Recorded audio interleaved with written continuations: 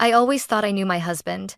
His habits, his voice, his silences, even the way he held my hand when he lied about being fine. But nothing prepared me for the moment I realized he had a secret. One he tried to hide in a language he believed I couldn't understand. Last Saturday, Ethan and I went to tour a house with a French realtor. He smiled, shook her hand, and the two of them began speaking French as if I were invisible. He assumed, like everyone else, that I only knew a few basic phrases, so I stayed quiet. I played along. I let him think I was clueless. But then he leaned in and whispered something to her. Just one sentence. Soft, calm, almost casual. And it froze me in place. Because the man I loved, the man I trusted, I've just told the realtor something in French that shattered everything I believed about my marriage. When we pulled into the driveway, I remember thinking how peaceful everything looked. A white two-story house, clean windows reflecting the sun, a small garden out front. It felt safe, familiar, almost too perfect, like something taken straight out of a real estate magazine. Ethan squeezed my hand. "Claire, I think you'll love this one," he said, eyes full of excitement. I smiled back, but something inside me shifted. It was subtle, like a draft slipping under a closed door, but it unsettled me. The French realtor, Madame Laurent, greeted us with a warm smile. She shook Ethan's hand first, then mine. Her accent was soft, elegant, the kind that made people lean in just to hear more. "Bonjour, monsieur. Bonjour, madame. Shall we begin?" Ethan nodded eagerly, stepping a little too close to her. Then he asked loudly, almost deliberately, "Claire, are you okay if I translate everything? She speaks French." I froze for half a heartbeat. He knew I'd studied French for years. He knew that. So, why pretend otherwise? I forced a small laugh. "Sure," I said. "You can translate." Inside the house, sunlight flooded the living room. Ethan walked ahead with the realtor, pointing at walls, windows, details I barely cared about. I stayed a few steps behind, watching them, listening quietly. At first, it was innocent. Basic questions, light jokes.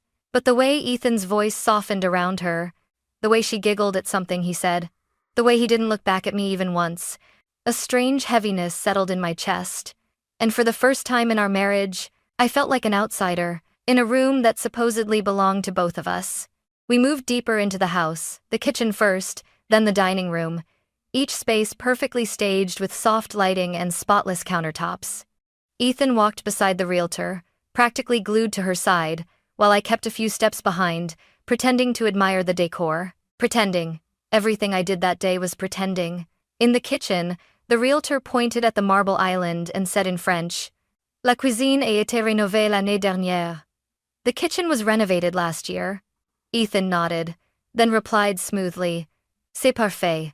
Ma femme adore ce genre de style, même si elle n'y connaît pas grand-chose." It's perfect. My wife loves this style, even if she doesn't know much about it. My hands tightened around my purse. Did he just say that? To a stranger?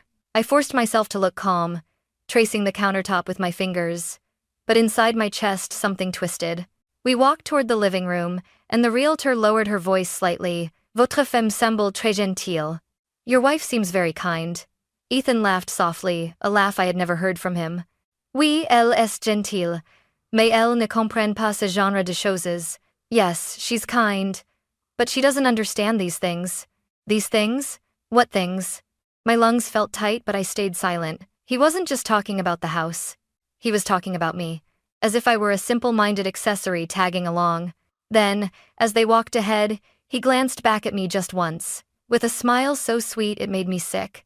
Because now I knew that smile wasn't love. It was a mask. A mask hiding a conversation he thought I would never understand. And yet, I understood every single word. We moved upstairs, our footsteps echoing softly against the wooden steps. I tried to steady my breathing, tried to tell myself I was overreacting. Maybe Ethan was just trying to impress the realtor. Maybe he didn't mean anything by those words. But my instincts were screaming. At the top of the stairs, sunlight spilled through a large window, painting the hallway in warm gold. I stepped closer, pretending to admire the view, while Ethan and the realtor lingered near the master bedroom door. That's when it happened. Their voices dropped quiet, intimate, almost conspiratorial. I tilted my head slightly, keeping my eyes on the window. The realtor whispered, Monsieur, vous vouliez aussi voir la pièce spéciale? Sir, you also wanted to see the special room? My blood ran cold. The special room? Ethan's reply was low, almost eager. Oui. Elle ne sait rien. Je veux que ça reste entre nous. Yes. She knows nothing. I want it to stay between us. My fingers slipped from the windowsill. I couldn't breathe. The realtor hesitated. Et c'est pour elle? Ou pour quelqu'un d'autre? And is it for her? Or for someone else? There was a pause. A long, heavy, suffocating pause. Then Ethan chuckled that soft, unfamiliar sound again. Dissons.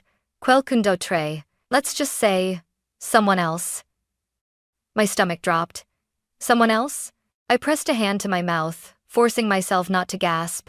My heart pounded so hard I felt it in my throat. The realtor asked, Elle le saura un jour. Will she know one day? Ethan answered without hesitation. Non, jamais.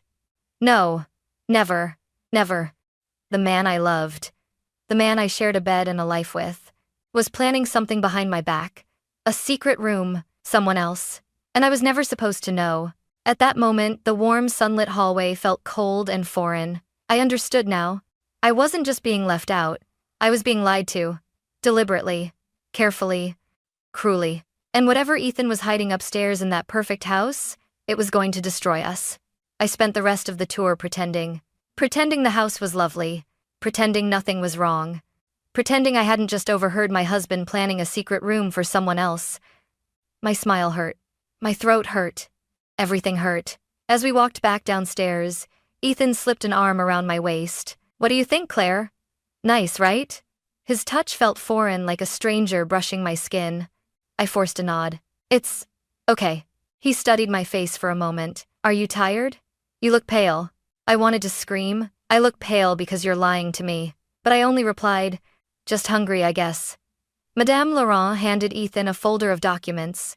Her fingers lingered on his just a second too long, and he didn't pull away. Call me anytime, she said in French. Je suis à votre service. I'm at your service. I watched Ethan's lips curve into a smile I hadn't seen in months. On the drive home, Ethan hummed along to the radio, relaxed, cheerful, completely unaware that my world had just cracked open.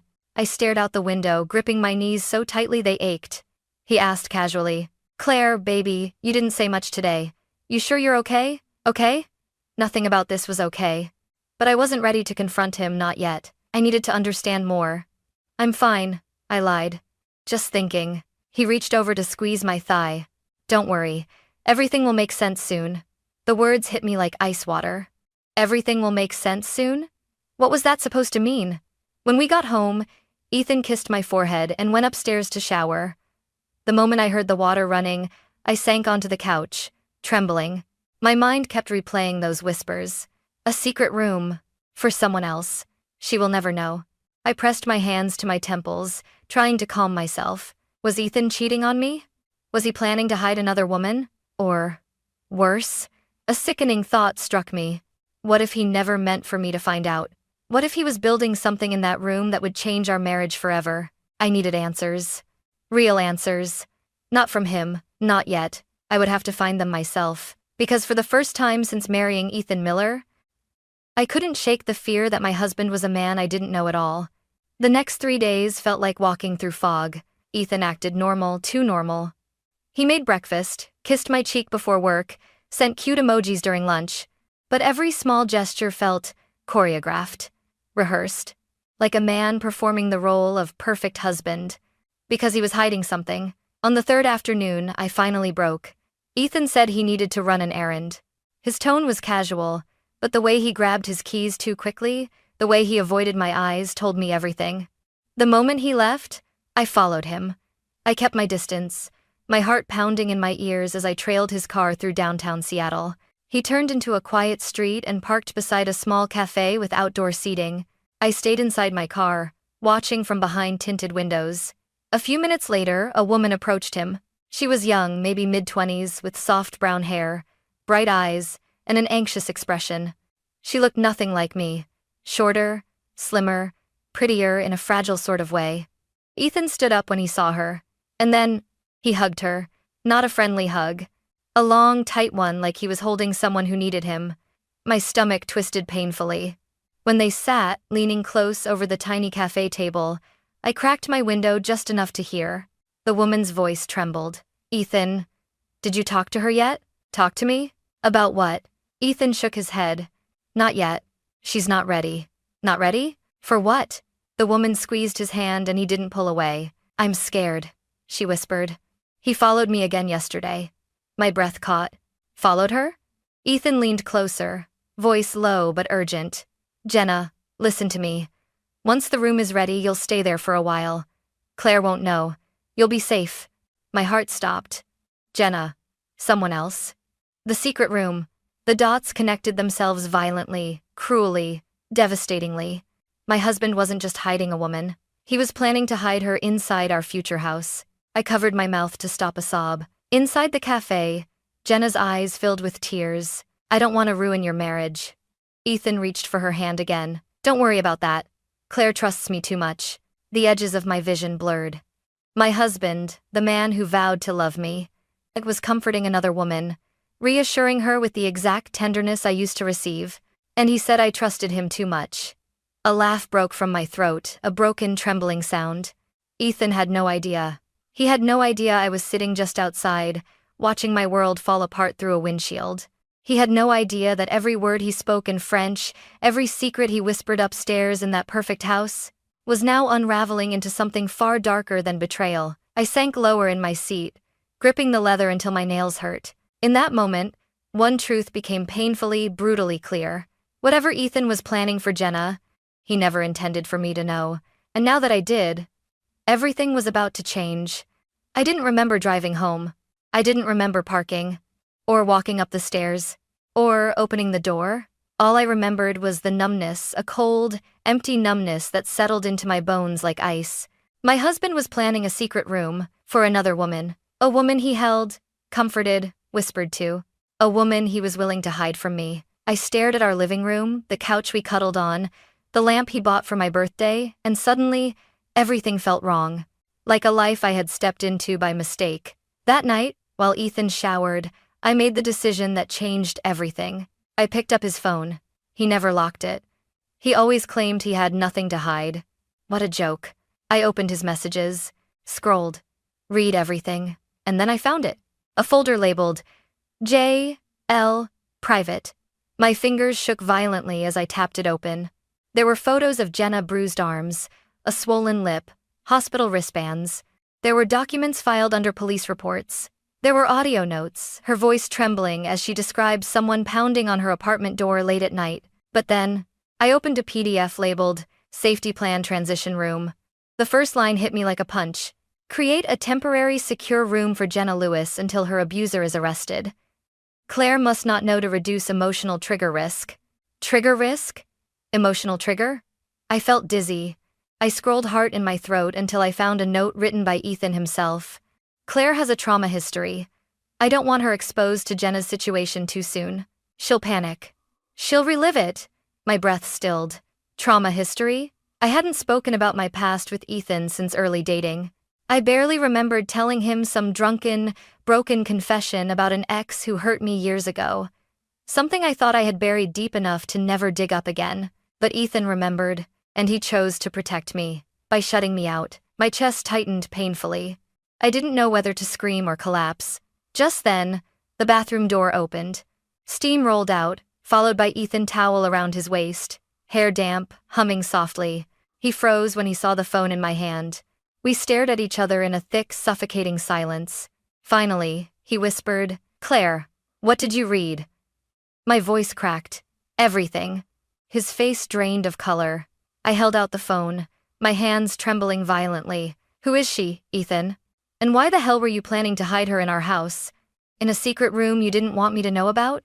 He swallowed hard. "Claire, it's not what you think." I laughed, a sharp, broken sound. "Oh, really? Because it looks exactly like what I think." He took a step toward me, panic rising in his eyes. "Listen to me. Jenna isn't your lover?" I snapped. "Your secret girlfriend? The woman you hug in cafes and whisper to in French so your wife won't understand?" He flinched. "Claire, please. It's not an affair, I swear. Then what? I shouted. What is she? He hesitated too long. Way too long. And that hesitation? It shattered something inside me. I backed away. Don't come closer. I don't recognize you right now. His voice cracked. Claire, she's not my mistress. She's my patient. I froze. Patient? She's a domestic violence victim, he continued, voice trembling. Her ex-husband is hunting her. She has no family, no safe house. I was trying to help her, without triggering your trauma.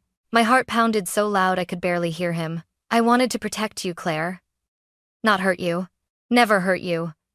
But all I could see were the hugs, the whispers, the French conversations, the secret room, the lies. And you thought the way to protect me, I whispered. How was to shut me out? To lie to me? To make decisions for me? His eyes glistened. I was wrong. I know that now. I shook my head, tears spilling over. You didn't trust me with the truth. Not even the smallest part of it. Ethan's voice broke completely. I was terrified you'd think I was cheating. I was terrified you'd leave. I stared at him, this man I thought I knew, and for the first time, I saw him clearly. A man drowning in fear. A man trying to protect too much, too quietly, too secretly. A man who loved me, and lied to me in the name of that love. My voice barely left my throat. I need time.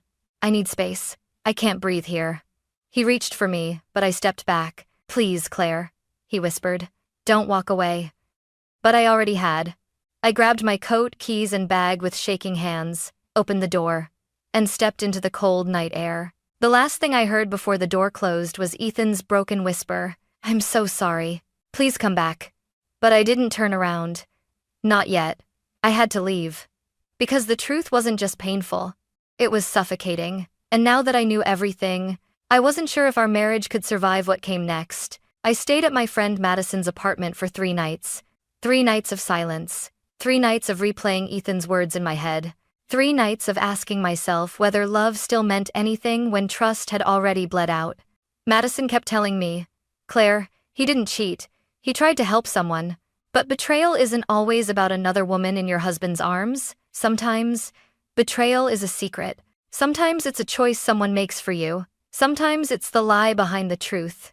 On the 4th morning, I woke up with a decision sitting heavy inside me. I needed to hear Ethan say everything. Clearly. Directly. Face to face. No French. No whispers. No half-truths hidden behind. I wanted to protect you. I drove home with shaking hands. When I walked in, Ethan was sitting at the dining table, head bowed, elbows on his knees like he hadn't slept in days. He stood immediately. Claire. I raised a hand. Sit. We're talking, not arguing. He swallowed, nodded, and sat back down. I took the chair across from him, creating distance neither of us had ever felt before. For a moment, neither of us spoke. Finally, Ethan whispered, I thought you weren't coming back. I wasn't sure myself, I said quietly. His shoulders sagged. I placed my palms flat on the table. Start from the beginning. No softening. No hiding. I want the whole truth. He inhaled deeply. And for the first time, Ethan didn't rush to defend himself. He looked exhausted, ashamed, human. Jenna came to me 6 months ago, he began. She was terrified. Her husband had broken into her place twice. The police were slow. She had nowhere safe. I listened, forcing myself not to react. I wanted to help her. Given your past, I didn't want you exposed to all that trauma again. I thought keeping her situation separate from our home would protect you. That's not protection, I murmured. That's erasure. He flinched but nodded. You're right. I see that now. I leaned back. Why the French, Ethan? Why talk behind my back in another language? His voice cracked. Haveniz. Because I knew if you understood even one word, you'd sense something was wrong, and I couldn't risk hurting you. I stared at him, stunned. That's the problem, I whispered. You decided my limits for me, my boundaries, my emotions. He buried his face in his hands. I didn't want to lose you. You almost did. His head jerked up, eyes full of panic. Claire, don't say that. Please. I love you. I love you more than anything. Then trust me enough to tell me the truth, I snapped. Do you know what it felt like? Hearing you whisper to another woman? Watching you hold her? Seeing you plan a room I wasn't allowed to know about? Tears filled his eyes. I wasn't cheating. I swear on my life. I closed my eyes, breathed shakily. I know that now. But the damage? It's real, Ethan. You shut me out because you thought my past made me fragile. He reached across the table. Claire, your past makes you strong. I didn't see it then. I was wrong. I was stupid. I was terrified of failing you. His words softened me. And that scared me more than the anger, because part of me still loved him fiercely, painfully, dangerously. I finally met his eyes. So what now? Ethan inhaled slowly, voice steadying. We fix this. Together. Therapy, honest conversations, no more hiding. I'll prove to you that you're my partner, not someone I need to shield from life. My throat tightened. I need time. He nodded instantly. Take all the time you need. I'm not going anywhere. Silence settled over us, heavy, fragile, full of things still unsaid. But for the first time since all this began, it didn't feel like two people drifting apart. It felt like two people wounded, bleeding, scared, but still reaching for each other through the cracks. I looked at him, really looked at him, and I whispered the words he needed. And I feared, I'm not giving up on us, Ethan. But we have to rebuild everything, from the ground up. A tear slipped down his cheek. Then let's start today. And for the first time in weeks, I let him hold my hand. Not because I fully trusted him again, but because trust, like love, can be rebuilt if both hearts choose to stay. Healing isn't a straight line. I learned that the hard way. The week after we confronted each other, Ethan and I lived in a strange, quiet rhythm, not quite together, not quite apart. We shared a home, shared a kitchen, shared the air between us, but not the trust. Not yet. He slept on the couch without me asking. He cooked dinner but didn't insist I eat. He walked softly, talked softly, breathed softly, as if afraid even his presence might break me again. One evening, after days of silence, he knocked gently on the bedroom door. Claire, can we talk? I hesitated, then opened it. He stood there holding a small folder. I terminated the secret room project, he said quietly. And I'm no longer Jenna's case handler. I transferred her file to another specialist. I can't keep anything in my life that risks hurting you. The gesture cut deeper than I expected. Ethan, I whispered, I never asked for that. I know, but I needed to show you that I'm choosing us transparently. He stepped back, giving me space. There's something else, he said. I called a couples therapist. If you want, we can go, together. A breath escaped me. Not relief, not yet, but something gentler. A soft exhale of possibility. 2 days later, we sat in a warm office filled with plants and the smell of lavender. Dr. Harper, our therapist, listened patiently as I described the moment I stood on those stairs, hearing Ethan whisper in French. My voice cracked when I said, I didn't just feel betrayed. I felt invisible. Ethan's eyes glistened with grief. I made decisions out of fear, he admitted. Not because I didn't love her, but because I loved her so much I forgot she wasn't fragile. I treated her like someone who needed protecting instead of a partner. Dr. Harper nodded slowly. Love without honesty, she said, becomes a cage even when the door is built with good intentions. Those words hit both of us hard. Session after session, layer by layer, Ethan and I unpacked the truth. I wasn't weak. He wasn't unfaithful. But our silence had become a third presence in our marriage, louder than either of us, and we needed to confront it. Healing didn't come suddenly. It came in tiny steps. Ethan began speaking openly, even when the truth was uncomfortable. I stopped assuming the worst and started asking questions instead of swallowing fear. He learned that honesty wasn't a threat to me, it was safety. I learned that love didn't require blindness, it required courage. One night, weeks later, we stood on the balcony of our apartment, city lights flickering like scattered stars. He wrapped his arms around me, gently, carefully, as if asking permission. I didn't pull away. Ethan, I murmured. Do you ever think about us? About what we almost lost? He kissed my temple. Every day. And every day, I choose you again. I closed my eyes. For the first time since that awful day in the house, I felt the walls inside me soften. Just a little. 2 months later, we went to see another house. A different realtor. A different neighborhood. A different version of us. This time, Ethan held my hand the entire tour. He leaned in and whispered, What do you think, Claire? Not in French. Not in secrets. But in honesty, I smiled. Let's build something real this time. Together. Ethan nodded, eyes warm. No more walls. No more secret rooms.